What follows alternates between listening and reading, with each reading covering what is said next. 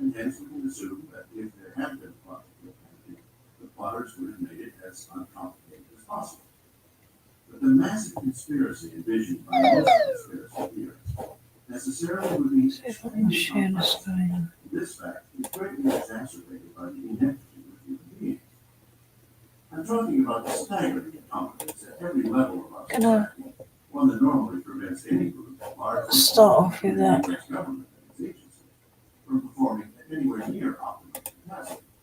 Incompetence is so widely prevalent that I expect, and when I find competence, I'm always pleasantly surprised. Let's look at just one example among the great men. This one at the CIA, the main federal agency conspiracy theorists suspect of being behind the assassination. In 1994, Aldrich Ames, chief of the CIA's Soviet counterintelligence branch.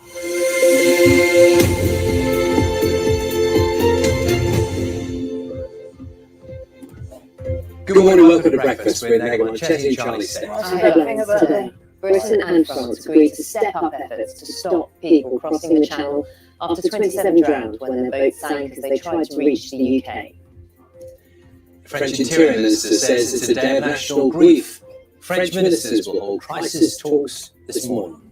The first people responsible for this despicable situation are the smugglers. We'll hear from people trying to reach the UK and ask why they're willing to risk their lives crossing the world's busiest shipping lane in tiny inflatable If you break the chain, Where you going now?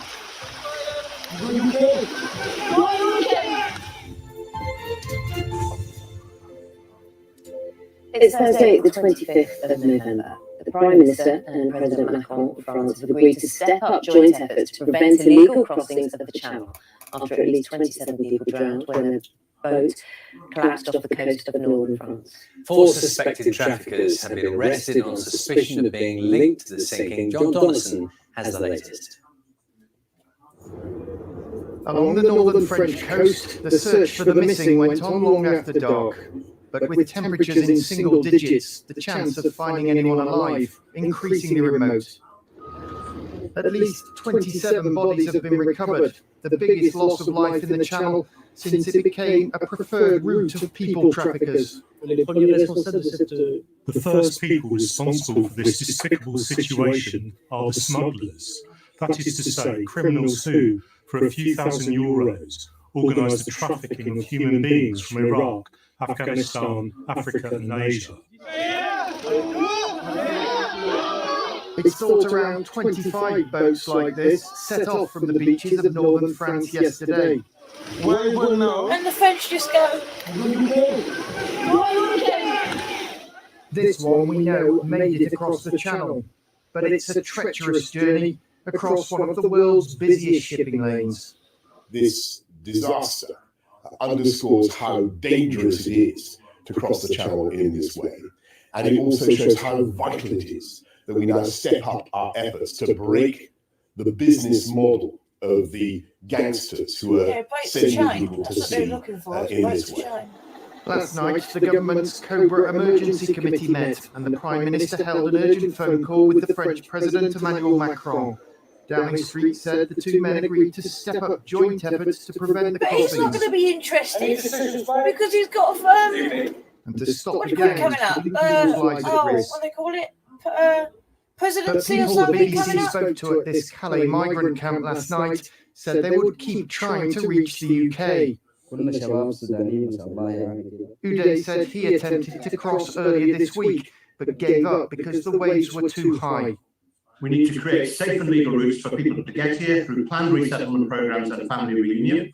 And we also need to have a safe and fair asylum system here so that the people, when they've made their journeys, can claim asylum and be fairly assessed. In Calais last night, people demanding refugees be better treated held a vigil for those who died.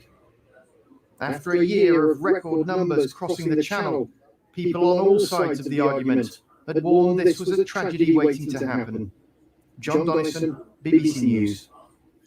Well, let's speak to our correspondent Simon Jones, who's in Dover for us this morning. Very good morning I've to got his you, Twitter Simon. feed. So it's been a very harrowing 24 hours. We know the politicians are talking. Tell us a little bit more about what do we know about what's happening on the ground. Well, it may potentially be a bit windy for crossings today, but over the past few weeks, it's thought up to 10 people have lost their lives out there in the Channel before yesterday's tragedy. But that didn't stop hundreds of people attempting the crossing yesterday. We know many people were brought to Dover by the border force and by the lifeboat. The French authorities rescued 106 people in the Channel, but sadly 27 of those were pronounced dead. Now, initially, it was thought the death toll was as high as 31. That was revised downwards overnight. I think when these boats take to the water, it can be an extremely confusing situation. They're often dangerously overloaded. We know 2 survivors were pulled from the water, but they were in a bad state, so communication with them would have been extremely difficult, but extremely worrying for the authorities on both sides of the Channel. We don't know much yet about the people involved, where exactly they were from, or why this boat capsized. There has been some reports in the French media that it was potentially hit by a container ship, but this hasn't been confirmed. It may simply be the boat wasn't seaworthy at all. The French authorities talking about it being extremely fragile. Now, there have been many initiatives over recent months to try to stop these crossings, upping the patrols on beaches in northern France, talk of turning boats back at sea, but that hasn't had any success. Boats haven't been turned back, and so for the authorities now, a real challenge to prevent further tragedies as we go into winter. Simon, for the moment, thank you. Our political correspondent Damien Grammaticus is in Westminster for us. Damien, morning to you. As you were hearing there from Simon, so many initiatives have been put in place to try to prevent these crossings from taking place. And now we're here.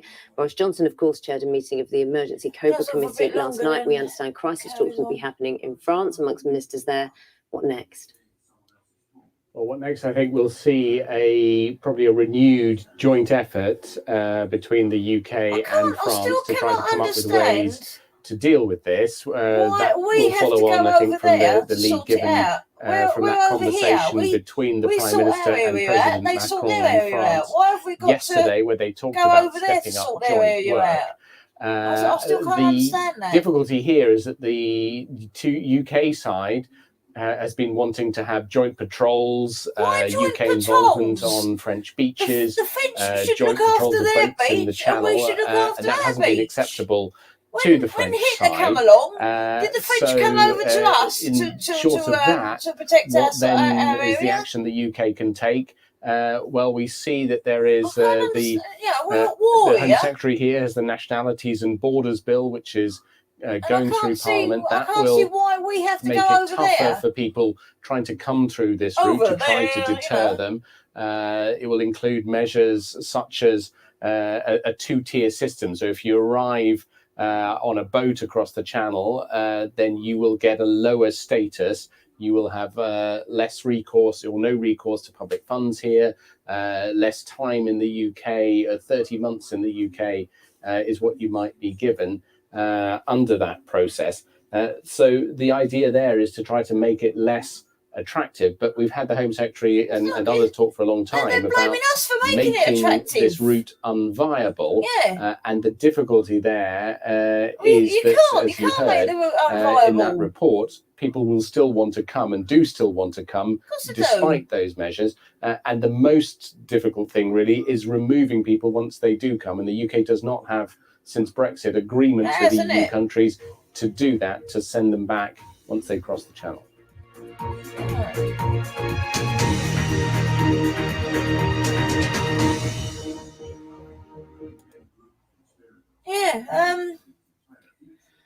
I was just watching that.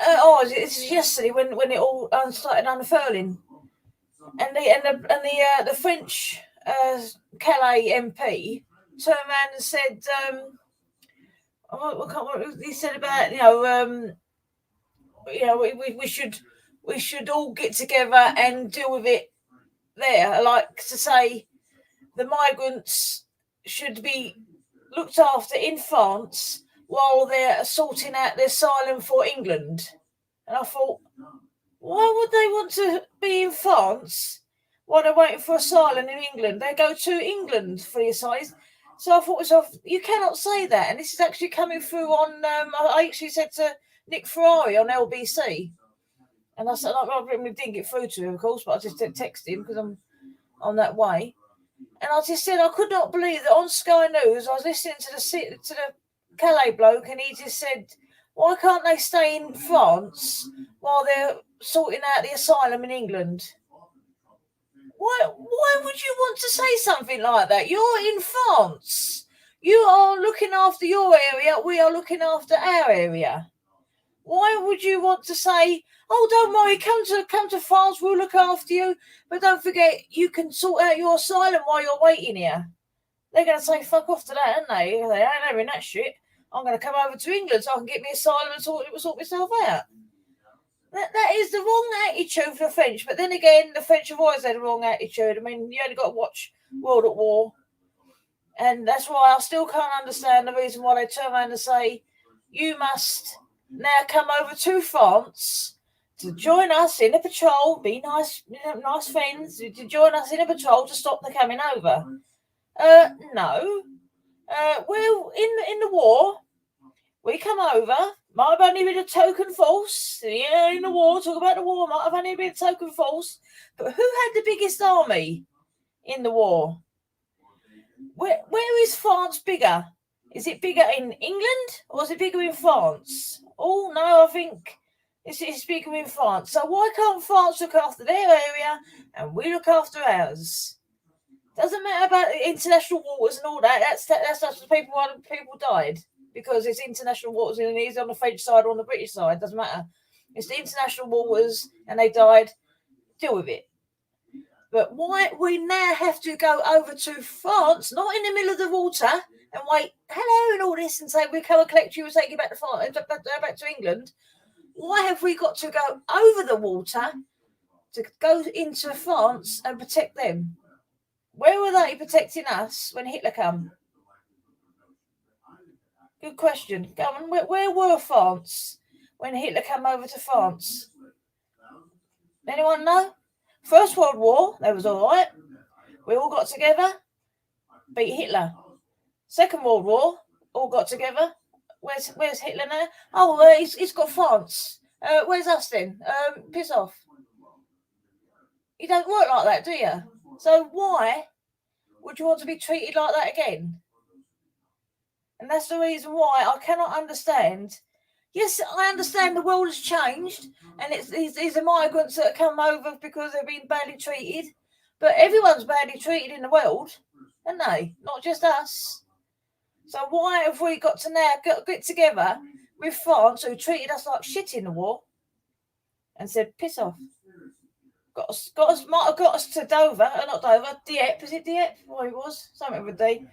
And they said, right, and they said, come over and we'll get you back to Thingy, get you back to England. But where were they? Maginot Line. That didn't do nothing, did it, Maginot Line? Where were they? Like we were putting something back on World at War, we put the halt lines here. They've gone past them. It's a matter of failings all the time. I mean, I know the First World War we did get together, but why couldn't we have got together in the Second World War? It might have said, oh, Hitler was too fast and all that sort of thing, Blitzkrieg and all that. But it's the same history that we fall back on that we are looking at now. We get together and we deal with it. So why have we got to deal with it in France when they treated us so badly before? And they're treating us badly now as well. So why have we got to put up with it? We should be turning around and saying to them, no money. You look after your side. Make it attractive some other way to keep them there. None of this, oh, we'll keep you in France while you're processing your asylum in England. That is, I don't know, he should have been, shot for that one, but why he said that is beyond me. I cannot understand why you want to process your asylum in France if you're going to England. I can't understand that.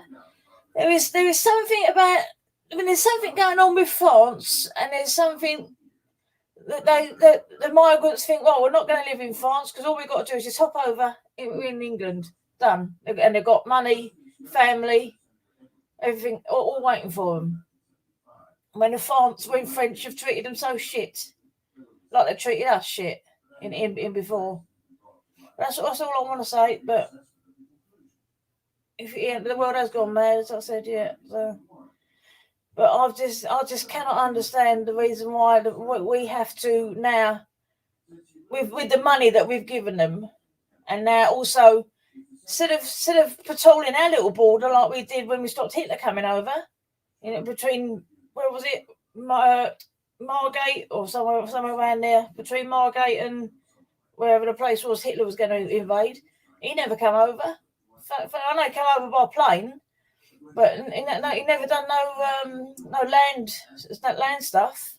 So what? So where was we getting together with France to fight Hitler? That's gone. So why have we now got to go over to France to deal with this? That's what I can't understand. But that's me. We should be dealing with our own section, like the French told us to when Hitler left. When we left and Hitler came over, where was we in France fighting? No, not after May 1940 we weren't. So why have we now got to come over to support their borders? They should be sorting their border out, and we should be sorting our border out. I mean, I might be fascist under that, but I don't know. But I just don't feel right that we should be, after the way they've treated us all through life, the French, and their attitude. That's the reason why I get an attitude to them, for the way they've treated us in history. And they say, it's down to the smugglers, break the chain.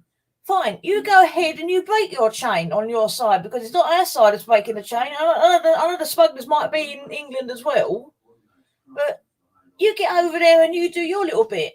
We're doing our little bit. We're giving you money. But what, I can't understand. It's gone off now anyway.